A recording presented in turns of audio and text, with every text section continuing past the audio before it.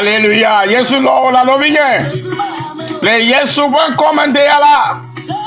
Konya gbenya ya. Ela ba Yesu lo ale gbegbe. Ne be atro po me gbedo me vire la na do kunu si o kata me le to po va yi novigne. Ye wa bolo lo ko e na bana gbe la. E trozi amesika e dibo na nye. Alléluia. J'ai dormi dans les marchés. J'ai dormi sur les bancs des écoles. Et quand on me voyait, on se moquait de moi. Oh! Jésus m'a tant aimé. Yesu lohala. Chala po domaine monanala. Paville. Yo ado musela. Et trop là non manamala. Nous sommes ici voilà. Il y a quelqu'un qui prend la main novien. Il y a pas le catala au pôle voilà. On doit faire un dieu voilà et vie si qu'on profite y là. Oh. Il y a quoi pour aller. Ne kama kanyona ya gberola. Nous n'y kama to choye mola. Oh, pas qu'à Yesu loïda là. Et yé ya gbela. Oh, novien. Oh, le cola ba ouais gbemara. Oh, abu be ba no le ya ba to ja manyo amatoke le gbere ya. Donc kulu sika yo wa wono la. Dere ga bele. E yo ala. Yenye ametakola. Yo enya ma fa nguse. Ba ye wo si nguse lo. Ala ba ye wo nguse wo ya o.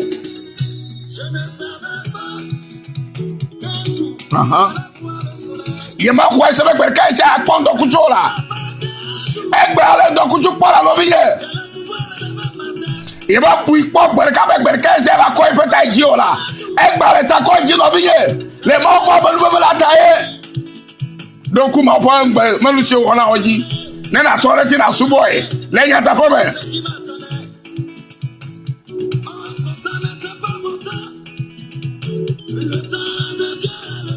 Et ma voix comme toi novigne.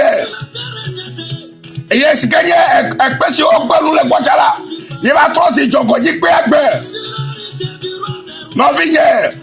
Menya wo yo polo fo me ba ma di ndeke chawa. Kakegbere. Ba polo ke ma wo na wo wa. Kele ma subo wa. Kama do wule ngwa. Kama nyaba ye ba ngusewa. Aujourd'hui, voilà moi, mon frère. Voilà moi, ma soeur. Heba. Comment? Tu te l'as doué à ma colala. À la baie sous l'eau. Tu te l'as dit, alléluia, né.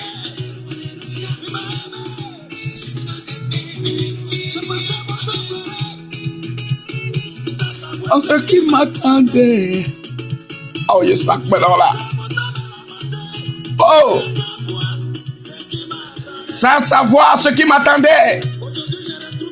Aujourd'hui, tu as retrouvé le sourire, la joie de vivre.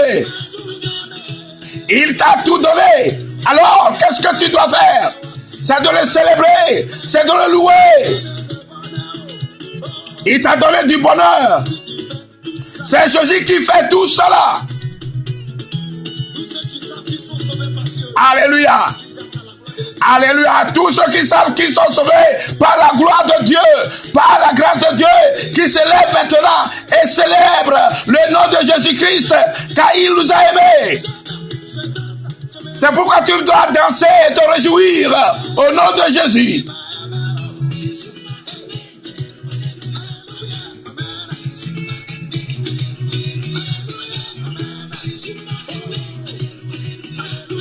Non, viens, elle est là, Kavu Yesu. Ma débana, donc, oui, je vais aller. Elle n'en a pas eu. Alors, on va bien. Mais il y a un droit à battre la mochawa. Kakegore, moi, il y a un droit de tourner. Non, viens. Maoune, nana, Jessie m'a pas gagné. Ma débana, Jessie m'a pas gagné. Nega, on nous que l'on a gagné. Na nyaba Yehowa loye na ebe Yesu loye. Mawu Yehowa fe ametakpɔkpɔ ye wɔna ya nɔvinye akpe na Alléluia. Alléluia. No amawo ne ya o. Akpe na Yehowa de ya. Yesu ayi wɔ le sia na mi. Eye o Yesu ayi wɔ le sia na mi nɔvinye. Da ma di be ma yi ma ƒe nyame kpli o le gabobo ya me. Elabe eya le vevie ne nye kpli o. Mawu Yehowa ƒe ametakpɔkpɔ. Nɔvinye me di be ma to nya ya me kudo le gabobo ya me. Ewo ame si ke nye ame ke Mawu me de ye tɔ ƒe nɔnɔme nu la. Ehia Yehowa ƒe ametakpɔkpɔ le wo nuwɔnawo katã me egbea. Elabena ne ya mekpɔ ta o la, manɔ afi si ke ne le gbe o. Ne eƒe ametakpɔkpɔ me le dziwò o la, mele afi si ke nɔ ga le egbe la, mele afi ma nɔ ge o. Eye ne nye be eƒe ametakpɔkpɔ me le dziwò o la, ɖohi eku va yi xoxo, maganɔ agbe egbe o. Womagahlẽ ɖe agbagbeawo dome egbe o. Gake Yehowa ƒe amenuveve, yeƒe ametakpɔkpɔ ye wɔe na o bena, ye wɔe na mi bena, egbe la, wokpɔ míawo hã be mi na agbe. Wokpɔ míawo hã bena, míele zɔ ɖem. Wokpɔ míawo hã bena, mitɔ le nu ɖewo wɔm. Wokpɔ míawo hã bena, amewo mienye. Elabena, tsã la, mienye ame siwo me bu ɖe amewo dome o. Gake egbe la, wole atɔ yɔ wo hã ye atɔ be agoe. Vɔ ne nye be etɔ kpɔ megbe domevi aɖe la, wogbɔ nukoko nu va yi. Medi be nakpɔ nukoko siwo nu va yi le woƒe agbe me la. Leke wonɔ agbe ɖo, leke wonɔ xaxa me ɖo, leke nɔ enuya ekoɖoɖo me ɖo, leke nɔ ayaɖuɖu me ɖo, leke amewo me kɔ si da o ɖo va yi la, egbe ɖe kpɔ la, kpɔ nu si ke Yehowa wɔ nɔ la. Ɖe maɖo ŋku yawo dzi ɖe, ye nanya be la le, Yehowa ƒe ametakpɔkpɔ le edzi ɖe, eye natsɔ ɖokuiwo ne blibo eye nasubɔ ma. Yehowa Mawu ƒe ametakpɔkpɔ. Medi be nɔvinye, nyɔnu kple ŋutsu ɖekakpui kple ɖetugbi, ɖevi si ke nya be Yehowa nye ametakpɔla na yi la, egame subɔna navue me egbea, eye nagblɔe be Yehowa Zebaot enye nye ƒe ŋusẽ.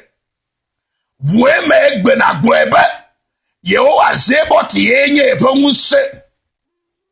Nenye be evue me le nyateƒe me, le anukɔritoto me, le nuteƒewɔwɔ me, le tɔtrɔ vava me, ɖe Mawu ti, eye ne trɔ zi etɔ le ʋuʋu sia me be Yehowa nye eƒe ŋusẽ la, ke mekpɔ aladze faa bena wo nɔnɔme hã la trɔ, eye wo amenyenye hã atrɔ zi amenyenye tɔxɛ ɖe.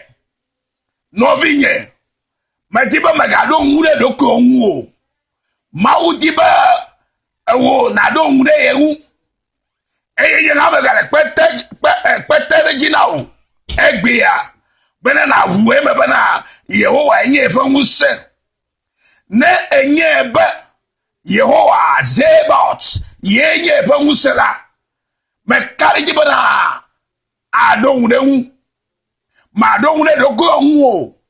Maɖo ŋu ɖe wo amenyenye ŋu o. Maɖo ŋu ɖe wo nu siwo ƒoxlã ŋu o. Maɖo ŋu ɖe wo dɔ ŋu o. Maɖo ŋu ɖe wo atavi alo naga alo etɔ ŋu o. Ke boŋ Yehowa ɖeɖe anye wo ŋuɖoŋuɖonu. Ele Yesu ƒe kɔme de ya, alo le gaƒoƒo ya me la, medi be nagblɔe kple kakaɖedzi kple eme ʋuʋu to dzi blibo me. Elabena ne me ʋu eme, ne ʋu eme tso dzi blibo me la, bena Yehowa ye Zebaot enye eƒe ŋusẽ la, meka ɖe dzi bena tɔtrɔ yeye age ɖe wo agbe me. Le fe ya ƒe nuwuwu, hafi fia ne wunu la, nɔnɔmewo katã woatrɔ na o. Elabe eɖo ŋu ɖe ame gama si ke menye amegbetɔ o, ŋusẽ katã tɔ ma, si ke ye le wo ɖe asi. si ke le wo agbe de pasime eye media mo bana angu serkala khwele pasimo la madiba na vue me kple wo nu to jibli bo me bana Yehowa yenye evanuse Yehowa zebot ye evanuse ne to vue me ne mala me kari cho gbejia hallelujah amo agbulebe Yehowa zebota yenye wo muse Yehowa agbule amo agbulebe Yehowa zebota yenye wo muse Muse ado ame ewo fomea Muse ado ame belio sio kata le wo fomea mele Muse ado wa kpo Muse abe David ne wo fomea alors famille ale oh hallelujah wa no abe mawu ene wo famille ano abe mawu ene amela gobe leke famille ya no sube mawu yes bible agbe ma bo family atosi mawu ene ala bana mawu fa meta kokko le jio ala bana e kari evu me bana Yehowa enye efa nwuse hallelujah evu me Yehowa enye efa nwuse Yehowa atosi wo etapola mega nye wo tole doko tapomo mega nye amene undono be yele etapomo Yehowa zeba otile etapom ye wo nwuse ya tamadiba mi aide bible me agle nu le Zacharia fe agbale etawe feme madiba nenye ba otofula na gagle gere la ba me to akpale o ne nya ya hoho me to nya o fe akpale bo le Zacharia ba agbale etawe feme to kuku igba to wa ide kuku e masire keme ejidivile esi anya Yehowa fenya si o gboro Israel hu ale Yehowa amesi kekajifo me amesi do anyigba gome anyi eye wowo gbogbode amegbeto o me la gboro esi no vi ekpota fa me toma ale wo ba esi anya Yehowa fenya si o gboro Israel hu si o gboro o mauvi hu ale Yehowa amesi kekajifo amesi do anyigba gome anyi eya kekajifo me eya do go anyigba gome anyi eya cho gbogbode amegbeto kata me kenovi enyaya ba Yehowa kekajifo me ya eya ye do anyigba gome anyi ya eya cho gbogbode me wa ke nu kantina lankudo gado fifio Nemanya Yehowa mu ala do ngudo. Nemanya Yehowa ila tozi etakola o maha. No vi le Kristo me. No vi skenya ya senga fofo ya me yo be no vi. Ala bela maudi bele. Ya wo ametoke ale. Esiko ya po bebe male kokota fe ya kwa. Obubu efo ma Yehowa tibe ya ka wo ametoke ale. Ko ya mo popo haro. Kura mo ponya hare o Yehowa dibe ka wo ametohere kegbe po vitukide po alototo me vile ko aba eyema awo Yehowa le kenye menye wo ema o Yehowa ina ba le fi ma egbe eyata me dibe no vinye na mega o mistake o wa bena mega o mistake o mistake na ba wo la mele kuku dem le wa gbetale Yesu fo komande ya bena wo gbogbo kuna vu ne na doje sinusio ma wo na o na tole amati le nyate fe pe gbogbo me ne na tole tie na jesiba ya ye fe takola ye na jesiba ye fe nwuse ye fe domanyinu ye fe agbe ye fe ya ira ye fe nwuse pe lusianu ye fi takola ye fe kola meto ye fe avaola ye si chofo ma fonai ye nya poko lu dagbito nai ela bana ya nko ye muse katato sikasi muso katale ya tayo glo le regle ya me ba ye de gbogbo amegbeto kata me be o to sinu gbagbo no vi yen agbenele agbe ma we na obe na no agbe ela bana edo taro jino wo agbe hu bele yawo ameto kiade menye leke ne kpolo ko be legbe kwa baba ye gbagbo bela nuke ma odi be manye ko ye menye ya ta je bana ma o glo mana amerika mga sokulu mo awu no bien baba na boboroko madiba na honya na boboroko ela ba yeho anya metakpola yenye musena o eyeta ye mako aga no ngbasio dorem ti obana na vama no la wato vama no kenken lo agbezame abreske odogba na isa dukola fiya ene baba egbe mi onye isa gbogbo to ta ngbasio kata odoro isa ti le enyanyi amela mi ape gomo popo onye egbuya ni ba to ti Kristo to ni ba o ho yo Abraham pa jiji mavi o anya gomo pola le ngbedodo si o me eyata no vi le Kristo me yo ndea alo ka fofo ya me la yigba sia be pepe sikeji nele hele nya ya osemla ma dibe na chodo kyo agbele yeho asebo to pa lo seselate na glone na fue me bana yeho awore ka kwenye nyanwuse wole ka kwenye ho pepe baja wole ka kwenye nya adam de la mutifa vafia wole ka kwenye nya khora meto wole ka kwenye nya faola na nyabe enye nu si okata na la ke nya gbe na ola ejebe na to do ko de un blibo mega nambalare enu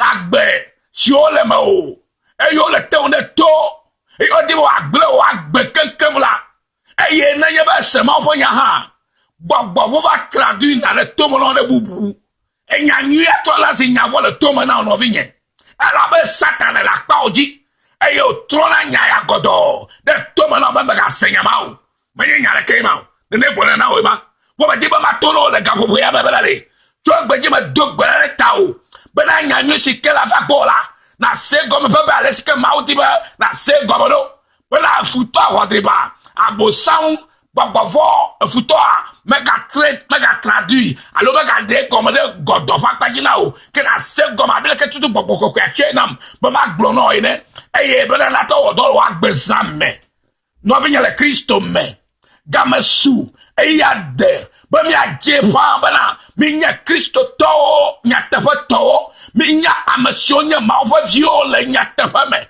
mi nya ma usubola le nya tefa me egbela amegedo o le church kuko yim church sio me egba fo gbogbo me do wo mo le si ato nyame o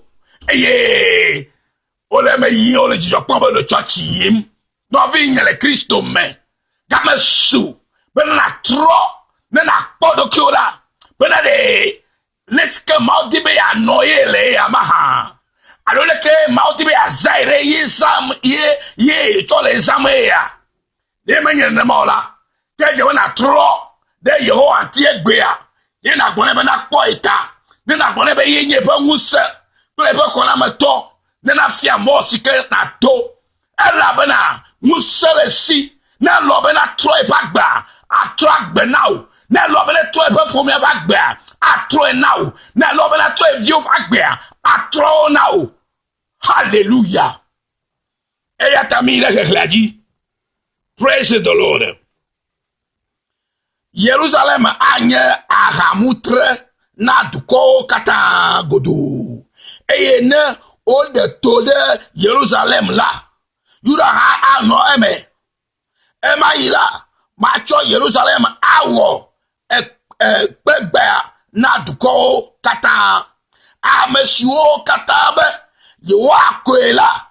Wa de abiwodo kiogu anigbaji duko kata afo taklide engu hallelujah obe duko afo abare nwula na nyoma ofo duko re duko bubu afo abare nwu wa ti yo menao gaga yo wa bere Jerusalem ye po duko ayura ye toa eyata ne ye ba ho afa hey ayo dibo ako Jerusalem alo ako ye fotuko sike enye fotuko ta chela amashokata dibo akwela wa dabi wodo ko no vi ye gba mo di wa ko àwọn ete no po wa ko la o di wa digbo gaka ye ho gbogbo na ndi abadare ama sho wa ko àwọn skenye ma fa vi àwọn skenye ma fa du ko o skenye Kristo tola o bale no lo ko nu e wa ko la wan to adabi wodo ko lo nyama ye ho agbolam tenebe enyaba ye ho nyefa musala nema achoro ku na eblibe ma alebe na yaba bene be akoa amaka akoma wo eyo akoma fo vio eya ta yo be obo akola be akola gera obo want to adabi oloko want to adabi oloko hallelujah ma fo musele ya wo mle agbo me e ta na nyaba ye ho are ye la agbo be ye fo muse me ye wo fo musele ne ka ogala le agbo wo mati ba mauda venu egea ne na trole ya ma ngublibo mega nye gafofo sike mi la mega nye fefe gama yo mega nye isi obi nya cho mau tono mau fe nya tono fondu mo enya gama suba nya tefe ya toto ne nya tefe ya tono vo gbela ke won to fe nya e to gbo be o nya gbo lila gbo na o no se o alo be se ola ko ya gbo to vo e ya ta nya mau cho na ma gbo na o ta no vinye gama suba na tro de Yehowa move blibo pour o famille kata ne na tro si famille ira le du kole o famille ya me ela ba nya me tete Yehowa hallelujah nemi yia ale Yehowa gloesi e ma ila mado vo na so kata eye hallelujah eye so dola o aje adaba hallelujah sodolo soje yo ma kpikpikpile obe ya devovo obe yo obe ya devovo obe ela be yo yo fo nse ye ho ye o takola nye o ya o takola ta o Kristo tore yo wa le ta pom doje sie ya na ya be yo ye fe nse eya ta ye be futo ho le ti o le soji gbana glibare obe le rabo tabo shenderebe rabo shakato beri ya baba oh mighty yes sir o mataboria setemberi baba obeya namana nukara joro ojo Yehowa fanya ya hallelujah obere sodola wa jaraba nyanku anotele yuda fa elangu ke mana duko fa so kata fa nku agba sodolo si o chitre wo ko le soji le va je soji le vo gbogbo fo pe soji yo ti obala obe ya na bo kula gba o sodolo la jarava e so to bon kula gba le Yesu fa come e ya ta me dogbe na le Yesu fa come le wa gbeta ka fo ya me be na futore pepe ska je yo me be le ya na be chaka na gelo agbala be dogbe na le Yesu fa come de ya de ga fo ya me be na le yes e gbogbo fo ma o futore so le soji de wura o katabokuna ogola jarava e ye so kuna gba le wa pa nyala lu nyanu yo e wa gbo ne ma no tatro mala wu me kai gbo na mi po ma unya le me po me ma wu nse ka to nya no be yama dibe na do ngure ma wu no be yama dibe na to ko ne ma wu me ye ha to si ha gbo mi lo me Yehowa chocho na me ku chocho na Yehowa ne mo choro ko ne ora patako wala yo to fluko me le vile ke ko wala mo to si sika la yo to fluko do sika la le Yehowa la yo to fluko la ma nya me to be le do ne me ma jesi o do la jesi bela ye nyi pe ma wu atorente blibo e ha ho we church mi dena o ke ma gbo mi dena ne ma ole ne ade ma gbo la ma wa de do ko fia o amo fa le mi egbe o be church yi kaka o fa dare o be fa u gas o be chi e ma nye ma so bola ne yo na lo ko blemo ma o yo bola trore enti ne na di church ya gbagba sike nyete fole me na yi ne wo fo me akpe fi o kata na akpo de ne nya kafu ma wo le nyete fo me le gbogbo me la gbogbo yin yo wa ma wo mi ka no me ko blemo yo wa la du fo na me egbe ya e bona me no nyete fo ya to na me go to si o ba o nya ma vi o ka ko manyo e ba ma di ma lo mi kata bana mi to le ntiblibo na nye tore tora e jena fara ba gbama bana e vie me nyina fofoma e ma Yehowa gbogbo na mi ya ke mi ji hallelujah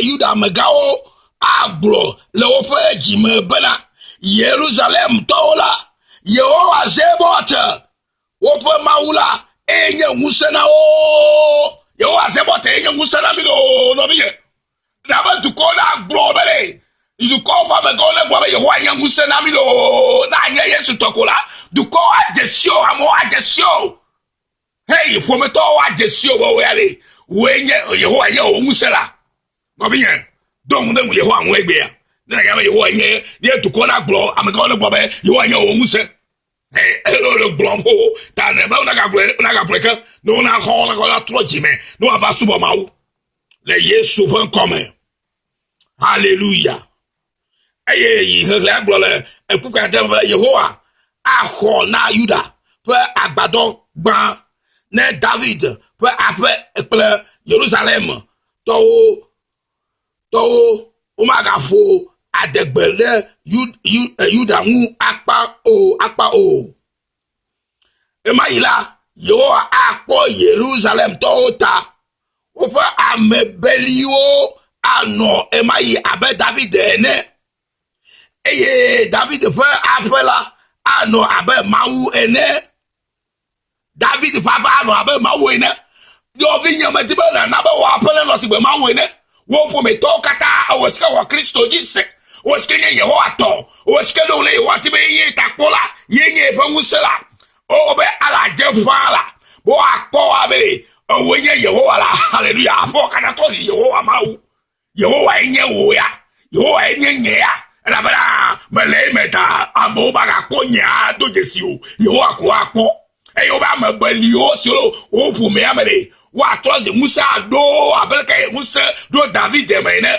le Yesu fen come hallelujah Yehowa fe dollar ene ano se Yehowa fe dollar ne aje Yehowa fe dollar aje ngo la fise fise na yi ele emaila hallelujah madibe ma tro du ko si o kata o de Jerusalem Yehowa dibe ya Yehowa tro wo futo kata si o hore wo mama Yehowa tro gbogbo atro la ba nye eto la ba ye le ta pom no biye se gbe ya le ga fofo ya me la ba ma o me dana la pa o ye pa nu siko glola ye fada me ya ta ba de kuku ba na o biye gbe e fi ale lu na ye ba no no mo la gbo me cha taka lo wa gbo me cha la ja gba na to na Yehowa ba na Yehowa de dalam de ba le kamere e ba ka do agbo na gbe lo wa to le Yehowa ba Yehowa to gbe je ma to gbe na me neba ame kwa mele vivio to le Yehowa ba Yehowa mele ku pero te bana ame kwa me to vivi